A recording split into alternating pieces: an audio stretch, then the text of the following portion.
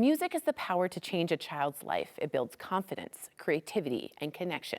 But for many students, let's be honest, access to an instrument isn't a given. That's where local organization Bringing Music to Life is stepping in, and they need our help. Joining us now is Dr. Steve Hawley and Brian Jordan. Hello, guys. Hello. Thanks so much for having us. Thank you for being here. I'm a huge Bring the Arts Back to Education person, so I'm very happy to have you. Dr. Hawley, for people who may not be familiar, what is Bringing Music to Life, and who are the students that you're serving? Absolutely. So Bringing Music to Life is a Denver-based nonprofit. What we do each year is we collect instruments, we clean them, repair them, refurbish them, and then we distribute them back out to Title I school music programs throughout Colorado. So the idea is how do we go about increasing access to participation in music for kids? Oh, it's like the perfect job. What a great It's thing. a pretty great gig. Music, yeah, like arts changed my life. Music can change the trajectory of your entire life. It's amazing. Brian, you're the director of music at Adams City Middle School and Summit Heights Junior High. Your students have directly benefited from Bringing Music to Life's instrument drive. What has the reaction been? Also, you look like a cool music teacher. Thank you. Yeah. Thanks. It's the whole vibe. Yeah, it's a vibe. It is. It Totally. is. The kids are amazing.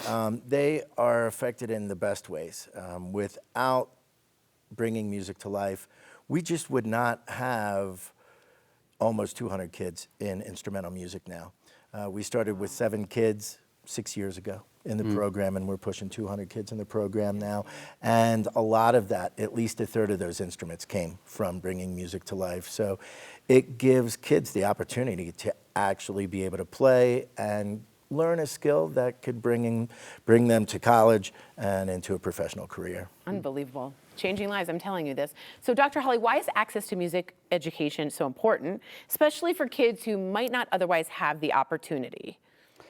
Pitch it. Yeah, seriously. To paraphrase a colleague, I think the reason that we teach music isn't to create the next generation of musicians. Right.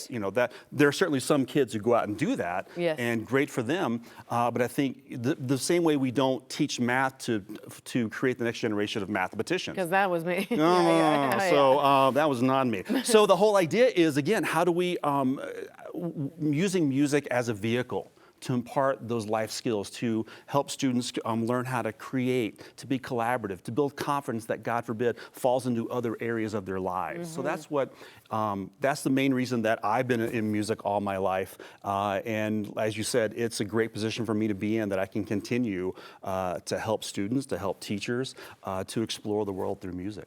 And to be honest, when I did piano, not well, no Billy Joel, right? Okay. But like it did sort of bring a meditative, there was something like my brain had to focus. I wasn't on a screen, although I don't know, I'm pretty old. But I'm just saying there was something sort of like, it would calm you down a bit for some kids who might have other things going on in their lives that are hectic. It'd be nice to like calm down with that music. That's certainly beautiful. Yeah, helps with that. Okay, Brian, a lot of people might have an old instrument. You know you do. It's like some tuba or something. It's sitting in a closet. What would you just say to someone who's not sure if it's still worth donating? They're like, it's broken, whatever. They're all worth donating. Unless it's flat on the ground and in pieces and just can never be brought back to life. We need them. So even if it's a xylophone with like all these pieces missing, some pieces missing, maybe not. Possible. Possible. Depends, yeah. It depends, okay. Cool. We could always use some more. Yeah, what are you looking for? We're looking for full-size violins, violas, and cellos right now. Nice. I started as the band director, but then I created a string orchestra program 3 years ago, and then a classical guitar studio 2 years ago. So these are the instruments that we need to start getting in. We have plenty of band instruments now, thanks to these guys. Fantastic. So the string, those strings. Now we're getting into the strings and building those programs, which is great. So unbelievable. give us your violins, guys. Give them over, babes. Give them over. Okay, let me ask you something.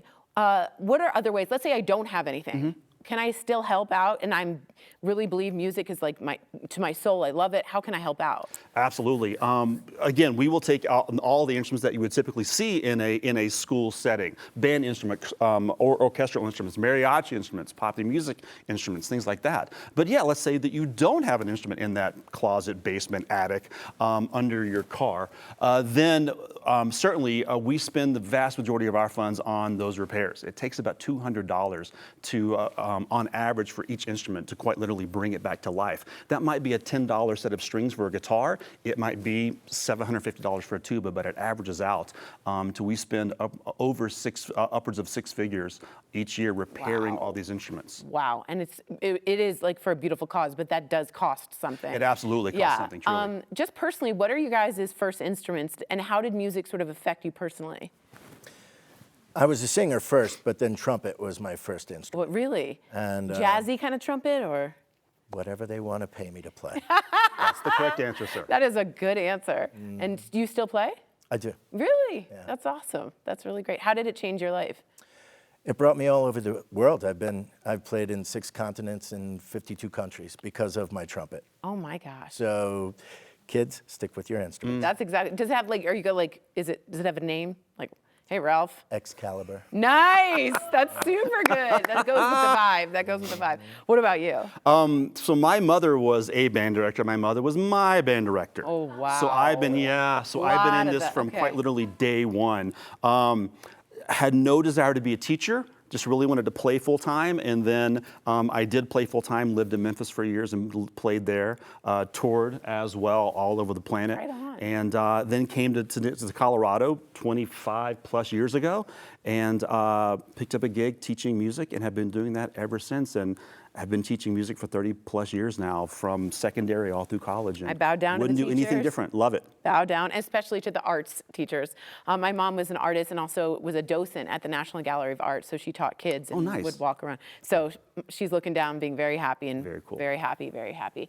All right, thank you guys so much for joining us today. Bringing Music to Life 16th Annual Instrument Drive goes until April 5th, and there are drop-off locations all over Colorado. Go to bringingmusictolife.org for more information. Thank you all.